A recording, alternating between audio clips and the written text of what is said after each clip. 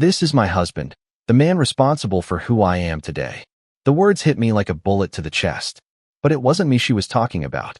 No, I was standing 3 feet away, in a wrinkled suit I'd worn for 3 straight shifts, sleepless, hungry, exhausted, but grinning like a fool, thinking I was there to celebrate her. Her name is Samantha, but now I can't say it without feeling bile in my throat. I had just arrived at the courtyard of the university hospital, clutching a bouquet of white lilies, her favorite, sweat sticking my shirt to my back. I'd just pulled a 12-hour shift stocking groceries, slept 2 hours, then did 8 more hours driving Uber. Also, she could walk that stage today. My phone buzzed. A message from her. Come to the west side of the courtyard. I'm with friends. Can't wait to see you, Red Heart. I walked faster. Almost ran. Then I heard her voice. Loud. Joyful. Proud. This is my husband, the man responsible for who I am today. Laughter. Cheers. Applause. And then, I saw him. He was tall, well-dressed, had that arrogant, polished look. Clean-cut. Probably drove something German and fast. Connor. I'd find out later. The same name I saw popping up in her texts 3 months ago, when I asked who he was, and she laughed it off. Just a classmate, babe. But that day, she introduced him as her husband. And me, the actual man who paid for her rent, books, tuition, gas, insurance, late-night takeout, coffee addictions, and goddamn therapy, was standing there like a ghost. Like someone who didn't exist. I didn't scream. I didn't throw the flowers. I didn't punch him. I walked up slowly. My legs were shaking, but I was calm. Too calm. She turned and saw me. Her smile dropped. The color drained from her face. But she recovered, quick. Fake laughed. Oh my God. Jake, you're here, she said, loud enough for everyone to hear, like I was some family friend she wasn't expecting. Connor turned, confused. Who's he? And then she did it. She laughed, shook her head like I was some joke. He's no one. Just an old friend. That moment will be carved in my memory until I die. I turned to the crowd. Actually, I said, my voice sharper than I expected. I'm the man who worked 3 jobs so she could stand here today. Silence. You could hear birds. Someone coughed awkwardly. I stepped closer. I paid every bill. I skipped meals. I slept on bus benches waiting for my next shift. I wore the same shoes for 3 years. And while I was breaking my back, she was busy doing God knows what with this piece of... Jake, stop, she snapped, eyes wide, voice shrill. But it was too late. On our wedding day, I said, she promised we'd make it through anything. Just help me finish med school, she said. After that, we'll finally live. Well, congratulations, Samantha. You made it. Connor looked like he wanted to disappear. I dropped the bouquet on the pavement. I was going to propose again today. I was going to kneel and thank her for staying strong, for making it through. But looks like I was the only one staying. Gasps. She stepped toward me, eyes full of rage, whispering through her teeth. What the hell are you doing? Exposing a liar, I whispered back. And taking my life back. Then I turned and walked away. Not a word. Not a glance back. But every step I took, I felt fire building in my chest. Something between heartbreak and pure fury. Because that moment, that was just the beginning. And she had no idea what I was about to uncover next. I didn't sleep that night. I couldn't.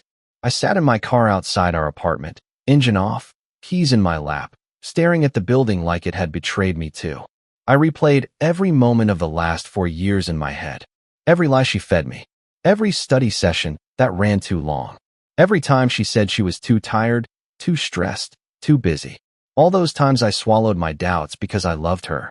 Because I trusted her. I thought I was doing it for us. Turns out, I was just building a throne for her to sit on while she looked for someone better to rule beside her. At 3:12 a.m., I finally went inside. Quietly. I knew she wouldn't be home yet. Probably out celebrating. Or with him. Our bedroom smelled like her perfume, and I hated how familiar it felt. On autopilot, I started packing. Not my stuff, hers. I opened drawers. Makeup, jewelry, fancy skincare she never used around me. I opened the closet. Designer dresses I never saw her wear for me. Lingerie I'd never touched. Then I pulled open the nightstand drawer. That's when I found it. A folded letter. Handwritten. On hospital paper. It started with, "Can't stop thinking about last night. You were amazing." My hands started shaking. It continued. "I don't know how you make me feel so alive. Every moment with you is better than 1,000 dull hours with him. I don't care what happens. I want you. All of you.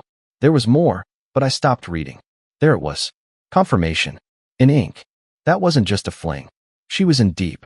She hated me enough to mock our life in writing. I wanted to scream. I wanted to punch a wall, break something, tear the letter up. But instead, I put it back in the drawer, exactly where I found it. Then I sat on the bed and waited. She came home at 5:47 a.m., heels clicking on the hallway floor, laughing over the phone with someone. Probably him. When she saw me in the bedroom, her whole body tensed. Jake, what are you doing here? I stood up slowly. Waiting. She rolled her eyes, tossed her purse on the dresser. Look, if this is about today, I was going to explain. Don't. I held up a hand. Don't insult me more than you already have. She folded her arms. Fine. What do you want? I nodded toward the nightstand. You left a little love note. Sweet of you. She blinked. Just for a second. Just enough to confirm it. You went through my stuff? You mean the drawer you keep unlocked? The one beside the bed we haven't shared properly in months. She sighed. Jake, listen. No.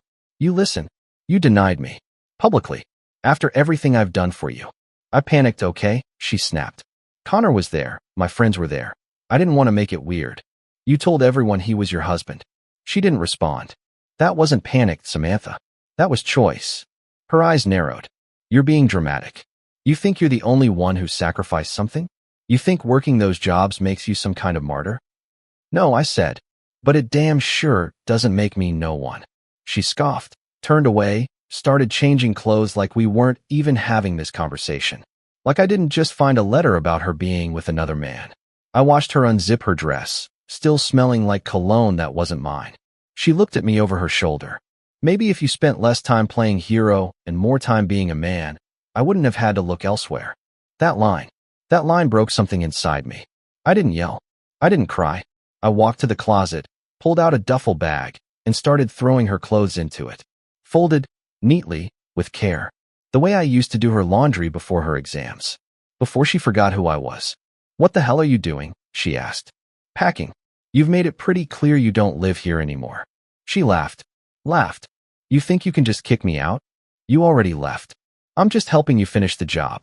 She stormed toward me, tried to grab the bag, but I stepped back. Get your things. You've got until sunset. After that, I'm changing the locks.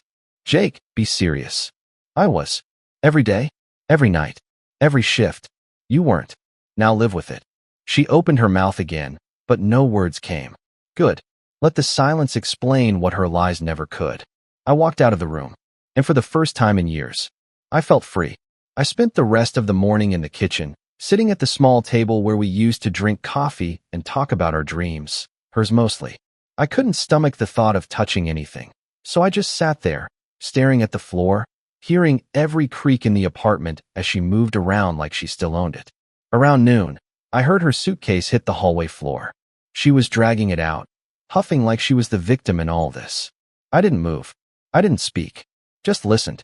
Before she left, she stood in the doorway and said, You're throwing away the best thing that ever happened to you. I turned slowly, met her eyes. You already did. And with that, she left. The door clicked shut. I waited for a second. Then I stood up, locked it, and leaned my head against the wood. The silence that followed wasn't peaceful. It was loud. Like everything I hadn't said in the last 4 years came crashing into the room all at once. I wanted to scream into the walls, punch the cabinets, destroy something. But I didn't. I couldn't. Instead, I went into our bedroom, my bedroom now, and stripped the bed completely. Sheets, pillows, everything. I opened the windows, turned on every fan. I had to get her sent out. I had to get her out. But you can't air out betrayal. It clings to everything. Over the next few days, she tried calling, texting, leaving voicemails, pretending to be calm, then switching to rage when I didn't respond. Then back to guilt. Like clockwork. I messed up, Jake. We can fix this. You're being childish. Talk to me like an adult. Are you seriously ghosting me after everything we've been through? I didn't love him, okay? It was just something that happened. You think you're perfect? Fine. You want to be alone? Be alone. But don't come crawling back when you realize I was the best thing in your life. I never replied. Not once. But it wasn't that easy. Some nights I stared at my phone, thumb hovering over her name. I thought about the way she used to fall asleep on my chest, the stupid inside jokes, her favorite songs, the nights we had no money but still danced in the kitchen like we were rich with time and love. It all felt like a scam now. One night, about 2 weeks after she left, I got a knock on the door. It was Connor. He stood there with a smug face, hands in his coat pockets, as if we were about to have a civil chat over beers. "You Jake?" he asked, already knowing. I didn't answer. "Look, I'm not here to start anything," he said. "I just think you deserve to hear the truth." I folded my arms. "You mean your version of it?" He gave me a fake smile. "I didn't know about you. Not at first. She told me she was separated. Said things with her husband were over, just waiting on the paperwork." I laughed. "Classic. She told me she felt stuck. That you were controlling. That you didn't support her dreams." My face twitched. He shrugged. "I guess I should have seen through it. But she has a way of making you believe things." Anyway, I ended things. "She's been blowing up my phone too." "She told you I was controlling?" "That's what she said." I looked him in the eye, steady. "I worked 3 jobs. I gave her everything. I let her dream while I suffered. If that's control, maybe the world's upside down." He nodded. "I believe you now. I just thought you should know the kind of person she really is." "She already showed me." He started to walk away, then turned back. "She's going to try to come back to you. People like her don't survive without someone to leech off. Be careful, man." I shut the door in his face. That night, I couldn't sleep.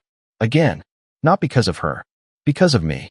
Because I finally had to ask myself the question I'd been dodging since the day she humiliated me in front of everyone. How the hell did I not see it? How did I miss the signs? Or worse, how did I see them and still let her convince me that love means patience, even when you're being dragged into the dirt? It wasn't just about her betrayal anymore. It was about every time I ignored my gut. Every time I said, "She's just tired," or "She's under stress," or "She'll come back to me." She never planned to. And that, more than anything, was what tore me up inside. But somewhere in that sleepless night, something inside me started to harden. Not in a bitter way, just solid. Real. A part of me waking up that had been sleeping for too long. I wasn't the fool anymore. She made sure of that. 3 weeks passed. The apartment felt bigger without her, quieter too, but not in a peaceful way. It was the kind of quiet that reminded you something used to live there. Something loud and messy and human. Now it was just me and the echo of everything she said. Every lie. I started cleaning obsessively. Not because I cared, but because I needed control over something. I boxed up the leftover pieces of her, lip balms in drawers, bobby pins on the sink, her stupid inspirational sticky notes on the fridge. Push yourself, because no one else is going to do it for you. The irony made me want to laugh and scream at the same time. I found her medical textbooks under the couch. The same ones I used to quiz her from while she laid her head in my lap. I threw them in the dumpster that night. But no matter how much I tried to purge her from the apartment, I couldn't get rid of her from my head. That changed the day I got a message from her friend Rachel. She and Samantha had been tight during med school. Same classes, same internships. I hadn't spoken to Rachel in months, but the moment I saw her name pop up, my stomach dropped. "Hey Jake, I know this is random, but I think you should see something. I'm sorry it took me this long." Attached was a screenshot of a group chat. For girls. One of them Samantha. The messages were from 2 months before the graduation. "Samantha, if Jake finds out, I swear I'll just cry and say I was overwhelmed with school. He'll believe it. He always does." Another girl. "Girl, he's working 3 jobs for you." "Samantha, that's his choice. I didn't ask him to be a desperate martyr. I need someone who actually makes me feel something." "Samantha, besides, Connor knows what he's doing in bed." Jake's like, "Fine, I guess. But not like that." I stared at that message for a long time. Not just because it hurt, because it confirmed everything. The disrespect wasn't just private. She enjoyed making me look like a fool. She laughed about it with her friends. Treated me like a doormat with a paycheck. I called Rachel. She answered immediately. "I'm so sorry, Jake. I didn't know how to tell you. I wanted to stay out of it, but after what she did to you at graduation, I couldn't sit on it anymore."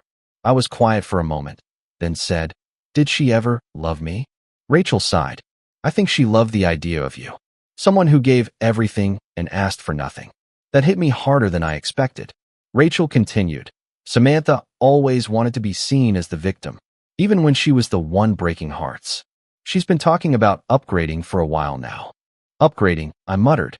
"She was never worthy of you," Rachel said. None of us could say it then, but we all saw it.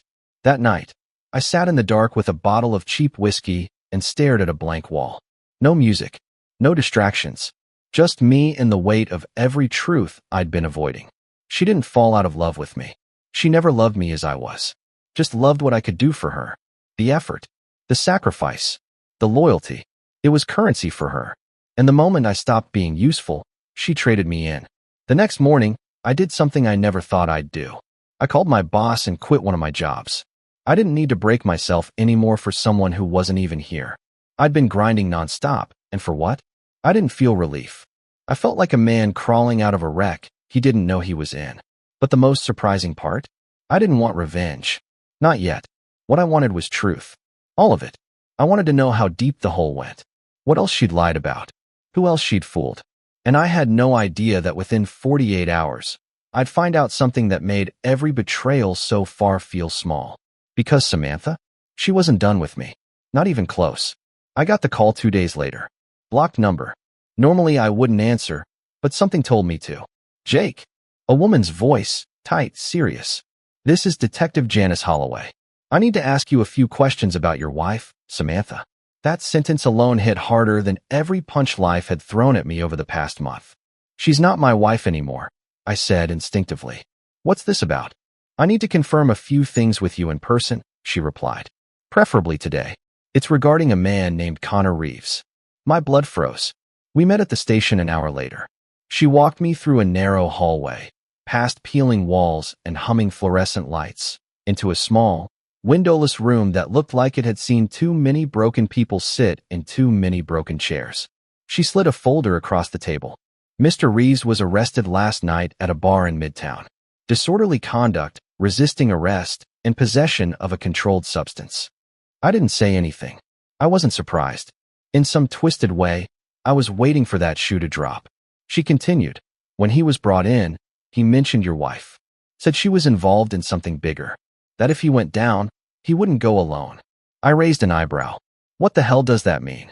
That's what we're trying to figure out, Holloway said, opening the folder. Inside were printed screenshots, financial statements, and photographs. And right in the middle, Samantha's face, captured from security footage. She was walking out of a clinic, laughing, arm in arm with Connor. You recognize this place? Holloway asked. I squinted. No. What is it? Private diagnostic lab, she said. No public records. Cash only. Known for doctoring test results, usually for immigration fraud, sometimes for insurance scams. My pulse picked up. Are you saying she was involved in fraud? She listed you as a co-signer for multiple lines of credit. We believe they funneled some money through fake accounts tied to your name. That's why we need your cooperation.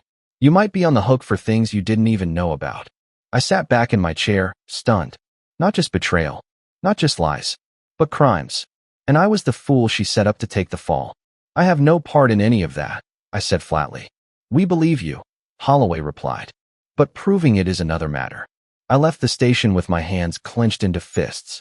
That same fire from graduation day was back in my chest, but now it was focused, sharper. I went home, tore through the remaining boxes, folders, and files she left behind. Bank statements, emails, anything. I dug through old laptops, flash drives, even her medical school notebooks. Anything that could link her to this. Then I found it, hidden in a folder labeled MCAT Prep. A spreadsheet. Names, dates, payment records. One of the email addresses matched a name from the police folder. And the last tab? It was titled Contingency. Inside was a document where she'd written out some kind of plan, step-by-step instructions on what to say if things ever went south. How to play the victim. How to frame me. Tell them he was unstable, depressed. Talk about how he used to yell. Mention how he managed the money. Cry. Make them pity you. It wasn't a contingency. It was a blueprint. That night, I called Detective Holloway and emailed her everything. Then I sat in the dark and stared at nothing for a long time. This wasn't a failed marriage. It was a setup, a long con. She never loved me. She studied me. She used my loyalty like leverage. And the worst part? I let her. But that was over now. Because now I had something she didn't expect. Proof. And I wasn't just going to burn the bridge between us. I was going to light up the whole forest she built her fake life in. Let's see how the queen of manipulation survives when the truth starts screaming louder than her lies. The morning she showed up at my door, I was ready. I'd already sent the files to Detective Holloway, my lawyer, and even Rachel, just in case anything happened to me. I'd taken screenshots, backed up drives, secured everything. Samantha could play innocent all she wanted, but this time, I was 10 steps ahead. She knocked like nothing had changed. 3 soft taps, just like she used to do when she forgot her keys. When I opened the door, she was standing there with a coffee cup and that fake warm smile she used to melt me with. Not this time. Hey, she said, too casual. I thought maybe we could talk. I didn't move, didn't blink, just stared at her. I brought you your favorite, she added, holding the cup out like a peace offering. Vanilla latte, extra hot. I didn't take it. Her smile twitched. Samantha, what do you want? She sighed, stepped back slightly, like I was being unreasonable. I just think this whole thing it got out of hand. I mean, we loved each other once, right? Can we at least talk like adults? You framed me for financial fraud. Her face twitched again, just a flicker, but I saw it. Don't be dramatic, she said, voice tightening. You know how complicated everything got. I was under pressure. Connor was manipulating me too. I didn't want any of this. I leaned against the doorframe, arms crossed. You wrote a backup plan in case I caught you. You practiced tears in the mirror. You mocked me to your friends like I was a dog waiting for scraps. She tried again. Jake, I messed up. I admit it. But we don't have to ruin both our lives over this. I mean, I could say I forged your name. You'd be off the hook. We could fix this together. I looked her dead in the eye. You're not here to fix anything. You're here because Connor flipped, and you're scared. She flinched like I'd slapped her. Then, for a moment, the mask dropped. No one's going to believe you. She spat, voice low and cold. You think they'll care about your little files? You're a guy who worked at 3 crap jobs, who snapped when his wife got successful. I'm a future doctor. They'll believe me. That was her real voice. No charm. No sugar. Just venom. I stepped forward. Good. Then you won't mind finding out what a man with nothing to lose is capable of. She froze. You tried to destroy me quietly, I continued. You should have finished the job. Because now I'm not just leaving you. I'm going to make sure everyone sees what you really are. She stood there, breathing heavy, pupils narrowed. Then, just like that, she snapped back into character. You're making a mistake, Jake. I shook my head. No, Samantha. You did. I closed the door in her face. An hour later, Holloway called. We've arrested 2 of the lab workers. One of them named your wife. The other one said she personally delivered payments in cash, payments tied to your account. Jake, I think you just saved yourself. I laughed bitterly. That wasn't the goal. I just wanted to stop bleeding. We'll need your full testimony. You'll have it. After the call, I sat in the silence again. Only this time, it was different. There was no waiting. No more wondering. Just clarity. She tried to write me out of the story of her success. But now the story has changed. She'll still be famous, but for the truth. And me? I'm finally free. But freedom comes with scars. You don't walk away from something like this clean. You walk away smarter, colder, and far more dangerous to anyone who ever thinks they can play you again. 2 weeks later, I sat in a courtroom. Not because I wanted to, because I had to. Samantha sat 3 rows ahead of me, dressed like innocence wrapped in a white blazer, hair pulled back, no makeup, face pale, exactly how her lawyer told her to look. Like a misunderstood, overwhelmed woman just trying to survive. But she wasn't shaking anymore. No, she sat there calm, tapping her pen against the table like it was just another lecture hall. She didn't look back at me once. Maybe she didn't have the guts. Or maybe she thought I didn't matter anymore. Her lawyer stood and delivered a carefully rehearsed statement. My client was manipulated by a man who used her for financial gain. She feared him, and in her desperation, she made mistakes. Minor ones, certainly not criminal. I wanted to laugh. Minor? She tried to bury me under 6 figures of debt. Signed my name on things I'd never even seen. Lied to the cops. Lied to the courts. Lied to everyone. But now, the lies were cracking. Detective Holloway gave her testimony like a woman with steel in her bones. Calm, clear, brutal. Rachel showed up too, bless her. Sat trembling in the witness stand, but told the truth anyway. Read the group chat aloud, her voice shaky but strong. The judge didn't say much that day, just listened. But I could see it in his eyes. He saw through Samantha. Everyone did now. Later that night, I stood in my living room, looking out the window, city lights flickering like dying stars. My phone buzzed on the table, unknown number again. I answered without thinking. I hope you're proud of yourself, Samantha's voice hissed. You happy now? Dragged me through the mud. Made a circus out of everything. You did that all by yourself. You ruined my life. No, I said. I just refused to let you ruin mine. Silence. Then she laughed. But it wasn't her usual fake laugh. This one was dark. Bitter. You think this is over? Even if I get charges, people will forget. I'll bounce back. You? You'll always be the pathetic ex who worked 3 jobs and got dumped anyway. And right then, I realized something. She wasn't scared anymore. She was cornered. And people like her, when the mask falls, they bite. I hung up. No words left to say. The day the verdict came down, I didn't go to court. I didn't need to. My lawyer called me. Deferred sentence, 5 years probation, fines, and professional restrictions. She's out of medical practice for now. Might be permanently barred. I sat in the same chair I'd once slept in after 20-hour shifts. Looked at my hands. The same hands that cooked her dinners, folded her scrubs, paid her bills. And now those same hands had just erased her from the future she thought she owned. But I didn't feel victorious. I felt nothing. Empty. Not because I missed her. Not because I wanted her back. Because I finally understood how deep the hole had been, and how close I came to being buried in it for good. Healing didn't come in loud moments. It came in small ones. A morning where I didn't think about her name first. A night where I actually laughed at something stupid on TV. A walk through the city without feeling like I was being watched or followed or judged. I started rebuilding. Not my career, that had survived. Not my credit, that'd take longer. I rebuilt me, piece by piece, day by day. It was slow and ugly. And sometimes I'd wake up at 3 a.m. with her voice in my head, whispering that I was never enough, that I'd always be the guy who got replaced. But those voices, they got quieter. And one night, standing in my kitchen, sipping coffee from a chipped mug I refused to throw away, I smiled. Because I made it. I survived her. And if anyone out there ever finds themselves loving someone who makes them feel small, disposable, invisible, walk away before they rewrite your story without you in it. And if you're already deep in it, drowning, swim.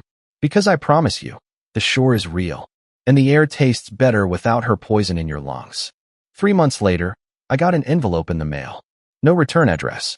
Just my name, handwritten in neat, tight letters I knew too well. I hesitated before opening it.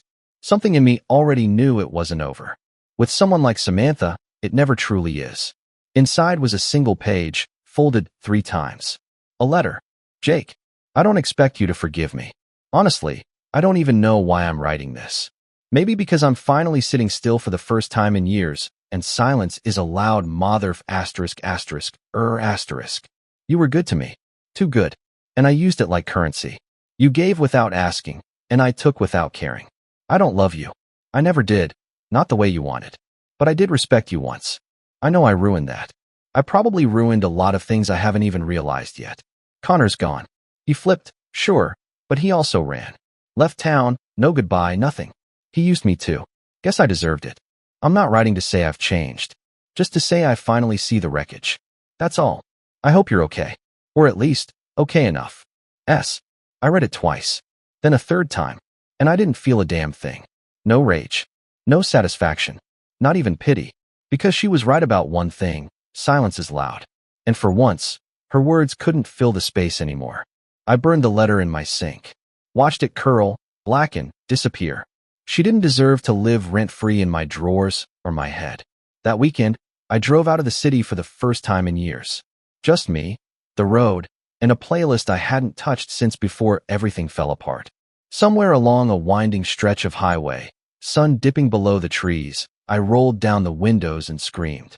Not in pain, not in anger, just to feel how much space there finally was between me and her. And it hit me. This is what healing actually feels like.